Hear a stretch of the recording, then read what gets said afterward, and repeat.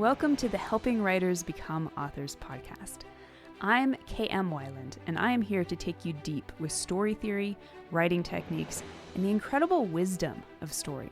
I believe story is the greatest power on this earth, and that as writers, we carry the torch of wielding that power with responsibility, passion, and skill. There's no such thing as just a story. Today, it is my honor and my purpose to help you write your best story, astound the world, and maybe change your life. Hello and welcome. You are listening to From Lead to Gold, the Alchemy of Character Arc with Carl Jung. Storytelling is a mystical crucible. And just as the ancient alchemists sought the transformation of base metals into gold, writers strive for the metamorphosis of their characters' inner selves throughout the story. This alchemical process, as explored through the lens of Carl Jung's insights, can elevate your characters from the leaden weight of initial flaws to the gleaming brilliance of transformation. Last fall, I spent auditing a series of online lectures from the Center of Applied Jungian Studies. These lectures from leading Jungian experts, collected under the heading The Mystery School, explored revolutionary depth psychologist C.G. Jung's writings and theories about how alchemy stands as a metaphor for psychological transformation. Throughout, my excitement grew as I recognized that the four intrinsic parts of the alchemical/analytical process are also reflected in, surprise, story structure. So, what is alchemy and why should writers care? For me, one of the most delightful mysteries of life is how, when you start paying attention, the theories of story structure and character arc show up everywhere. Not only is this interesting in applying the wisdom of story to life, it also creates opportunities to learn how to tell better stories by examining systems that, at first glance, seem to have nothing to do with fiction. The series of lectures I watched focused on Jung's recognition that the four parts of alchemy naturally aligned with his own four tenets of analysis and personal transformation.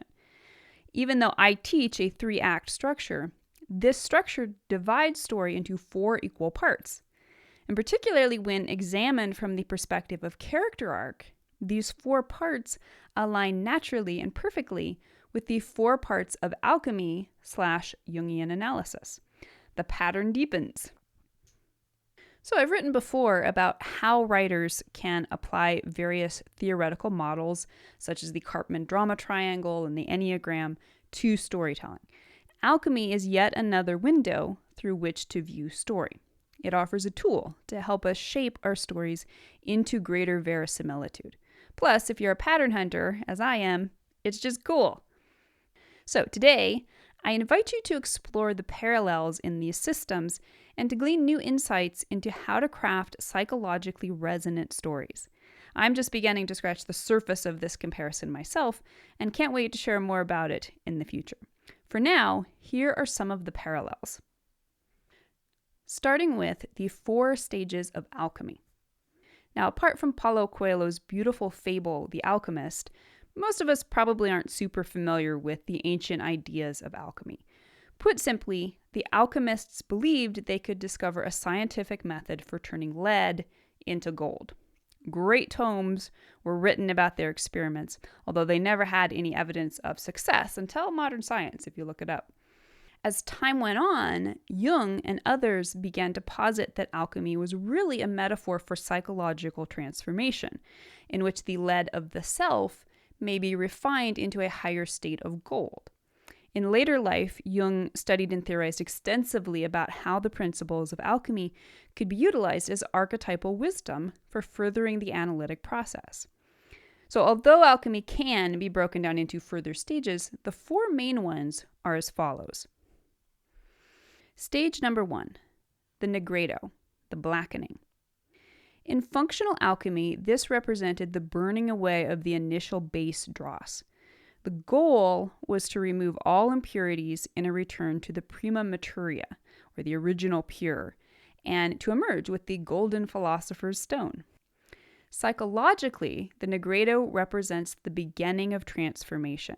It is the dark night of the soul, the death that creates the opportunity for rebirth. It is a period of recognizing and facing one's shadow as the first step toward integration and wholeness. Stage number 2, the albedo, the whitening. So the second step is that of further purification, as the alchemist takes steps to wash away impurities after the Negredo phase and/or shine a light upon the work to highlight further impurities. Here, the lead becomes silver. Psychologically, the albedo represents the beginning of individuation. The period is marked by a recognition of two separate entities that emerged during the confrontation with the shadow in the previous stage, and which now invite a movement toward union. Stage number 3, the citronitis, the yellowing. The third step signifies the appearance of a yellow or gold color. And this stage is often associated with the idea of the sun rising, symbolizing the infusion of warmth and light into the alchemical work. Psychologically, citronitis can be interpreted as the emergence of enlightenment, spiritual insight, or a higher state of consciousness. It suggests a progression toward the culmination of the alchemical journey, where the transformative process takes on a radiant and luminous quality. And stage number 4, the rubedo, the reddening. The final step represents the culmination of the great work, or magnum opus. The rubedo is characterized by the appearance of a vibrant red or gold color, symbolizing the attainment of perfection, that is, the philosopher's stone. This stage is associated with the union of opposites, the integration of purified elements, and the realization of spiritual rebirth. The alchemist, having undergone the challenges of the preceding stages, achieves the highest level of transformation and transmutation. The rubedo is a symbol of the soul's journey towards self-realization and the ultimate goal of alchemy, which is the reunion and reintegration of soul and psyche into a unified whole. And that brings us to the 4 stages of Jungian analysis. So amongst Carl Jung's mountainous legacy of work, his application of alchemical symbolism to his own systems of psychological analysis and transformation are among the most intriguing. Earlier, he developed a 4-part approach to what he called analytical psychology, which he describes in the collected works of C.G. Jung, Volume 16, as analytical psychology is defined as embracing both psychoanalysis and individual psychology. This approach includes 4 stages: confession, elucidation, education, and transformation. Jungian psychological analysis involves a profound exploration of the individual's psyche. The process begins with an examination of conscious experiences, dreams, and symbols in a quest to uncover personal and collective unconscious elements. Archetypes play a crucial role in understanding recurring themes and patterns, and the analyst facilitates the individuation process by guiding the individual toward integrating these unconscious elements with the conscious mind. This holistic approach aims for a harmonious relationship between the ego and the unconscious, fostering self-awareness and personal growth.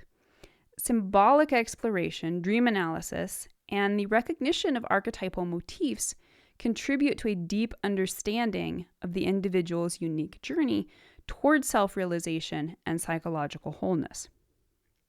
Via his own interest in alchemical texts, Jung eventually realized a comparison between his 4 stages of analytical philosophy and the 4 primary stages of alchemy.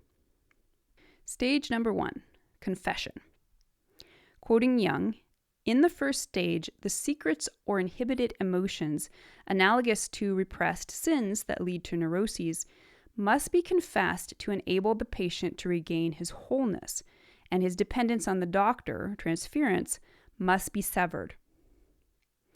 According to Stephen Anthony Farah, co-chair of the International Association of Jungian Studies and presenter of one of the lectures, the stage of confession/catharsis in the psychoanalytic process is symbolized in Alchemy as the stage of Negredo.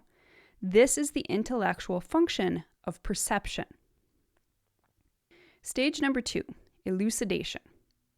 Jung says, next, the elucidation of this transference must take place and the patient's fixation analyzed. Farah goes on, the stage of elucidation or illumination in psychoanalysis is symbolized in Alchemy as the stage of albedo, the intellectual function of discrimination. Stage number 3, Jung says, the importance of drawing the patient out of himself in a process of education in order to attain normal adaptation is stressed. And Farah says, the stage of education or insight in psychoanalysis is symbolized in Alchemy as the stage of syntronitis. This is the intellectual function of reason. And stage number 4, transformation. Jung says, the fourth stage, transformation, is seen to affect both patient and doctor, whose personalities have interacted throughout the treatment. Emphasis is placed on the doctor's need to engage in self-education and to understand that both he and the patient are in search of a cure that involves not just the body, but the entire psyche. And Farah, one more time, the final stage in the process in psychoanalysis is the stage of transformation, symbolized in Alchemy as the stage of rubedo, and this is the intellectual function of completion. And that brings us to the mysteries of story structure. Although story structure may be approached through systems that utilize any number of acts, the reality is that almost any model of story structure can be found to have an underlying foundation of 4 equal parts. I teach these parts as part of a 3-act system using the following terms. And for a more thorough explanation of all of these terms, you can check out my book, Structuring Your Novel. Stage number 1, the first act. This is the first quarter of the story in which the primary task is that of setup, as the protagonist's world and situation is introduced and developed. Like Negredo, the story begins with a problem that must be solved. It signifies that change is ripe to happen in the character's life. This section of the story features the hook at the very beginning and the inciting event halfway through around the 12% mark. It ends with the first plot point as the threshold of no return between the normal world of the first act and the subsequent adventure world of the second act. Stage number 2, the first half of the second act. As the second quarter of the story, the first half of the second act spans from the first plot point at the 25% mark to the midpoint at the 50% mark. It is divided by the first pinch point at the 37% mark. The first half of the second act represents a period of reaction in which the protagonist must respond to the conflict introduced in the first act. It correlates to the albedo as a time of purification, as the protagonist refines methods for overcoming the conflict and achieving the plot goal. Stage number 3, the second half of the second act. Initiated by the midpoint at the 50% mark, the second half of the second act represents a period of action. Utilizing the insights gained in the midpoint's moment of truth, the protagonist shifts out of the reaction of the previous section and into a period of action that spans the next quarter of the story until the third plot point at the 75% mark. It is divided by the second pinch point at the 62% mark. Like Citronitis, the second half of the second act represents a brightening of the protagonist's potential within the conflict.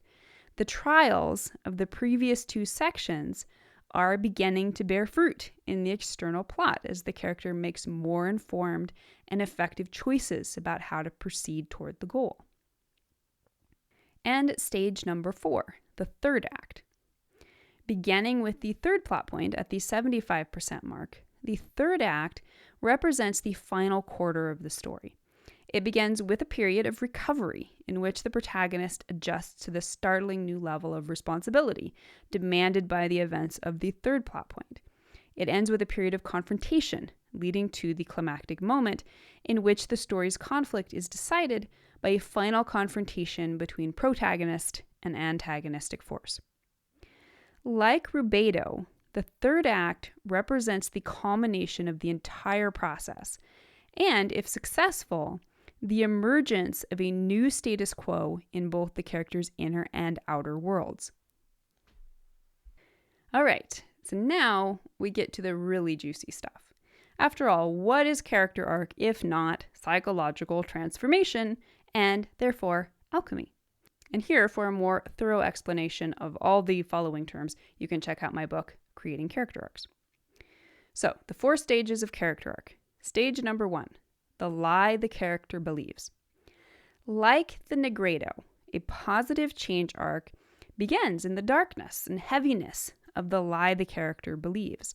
This is a limited perspective of the world that, although it may once have been reasonably functional, is now creating dysfunction in the character's ability to move through the world in a positive way.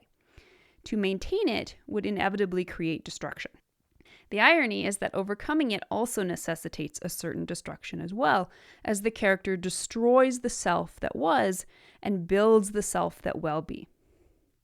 In Jung's identification of Negredo with the confession phase of analysis, we can also see how the lie the character believes emerges in the first act of the story as something that is ready to be confessed. Up until the events that began the story, the lie has existed as a silent and relatively harmonious part of the character's psyche. Up until then, there is nothing to be confessed. But as the lie begins to rise to the surface as a lie, that is, a perspective that is no longer true, secrets, inhibited emotions, repressed sins, or neuroses, as Jung says, may all emerge as symptoms of the impending need for change. Stage number 2. Character begins to explore limitations of the lie. In the first half of the second act, the character will be challenged to explore the limitations of the lie. Much of the reaction aspect of this part of the story has to do with the character's experimentation in new ways of seeing and being in the world. The focus here is still more on the limitations of the lie than the possibilities of the corresponding truth. Just as in the albedo phase, the character is, in essence, washing away impurities over and over again, shedding bigger and bigger pieces of the lie. Jung identifies the albedo with the elucidation phase of analysis, which we see mirrored clearly here. The first half of the second act is a period in which the character is learning all the ways in which the old lie-based mindset is ineffective. More than that, the character is also beginning to learn about a contrasting truth that offers more effective ways of achieving goals and overcoming conflict. Stage number 3. Character recognizes truth, but doesn't yet fully reject lie. The second half of the second act begins with the midpoint, or second plot point. This plot point is characterized by its all-important moment of truth, in which the character's efforts to overcome the lie in the first half of the story are rewarded with a flash of insight. Symbolized by Citronitis, this flash of insight is like the rising of the sun, bathing everything in light and understanding. Everything learned up until this point distills into a burgeoning new perspective, the story's thematic truth. Throughout the action of the second half of the second act, the character will be able to use this new grasp on the truth to move forward more and more effectively. However, the character is not yet able to fully relinquish the old way of being. Even though the character has seen through much of the lie, aspects of this limited perspective remain. Jung corresponds Citronitis with the education phase of analysis. Unlike the previous elucidation, which is largely corresponding with something that just happens as a natural evolution of circumstance, the education phase indicates the necessity of intention and will. In this action section of the story, the character takes more and more responsibility for choices and actions rather than simply accepting and reacting to whatever happens. And stage number 4. Character embraces new truth. So the final section of the story, the third act, opens with a crucible in which the character's new truth is tested. From there, the character must prove able to complete the transformation by fully overcoming the limited perspective of the lie and embracing the expanded new truth. Like rubedo, this stage represents the achievement of perfection. In overcoming the lie in exchange for the truth, the character has reclaimed lost shadow parts and reintegrated them into a stronger and more cohesive whole. Jung's approach to analysis ends with transformation. Story is ultimately an exploration of change in character, which is, of course, nothing more or less than psychological transformation. So, just as the alchemists sought the philosopher's stone, writers strive for the perfect character arc. Not all stories will feature positive change arcs, and therefore won't correspond precisely to alchemy or analytical psychology. But the patterns that emerge here offer insight into the baseline transformation upon which all character arc variations riff. Like the alchemists turning lead into gold, storytellers can transmute a character's flaws into brilliance, revealing the profound harmony between psychological transformation and captivating narratives. So I hope you'll stop by the site and tell me your opinion. What do you think is the most intriguing aspect of the alchemy of character arc? And that brings us to the end of this episode of Helping Writers Become Authors. I hope you'll stop by the site for a full transcript of this episode and to join in the conversation in the comments. Tune in for next week's episode, where we'll continue to explore all things writing and storytelling. If you'd like to support the podcast, it always means a ton when you take a moment to leave a quick rating or review on Apple Podcast, Amazon Music, or Spotify. To stay updated on all the latest content I create for you, the best way is to join my mailing list at helpingwritersbecomeauthors.com/mailing list. You'll also immediately gain access to lots of free resources, including my books, Crafting Unforgettable Characters and 5 Secrets of Story Structure.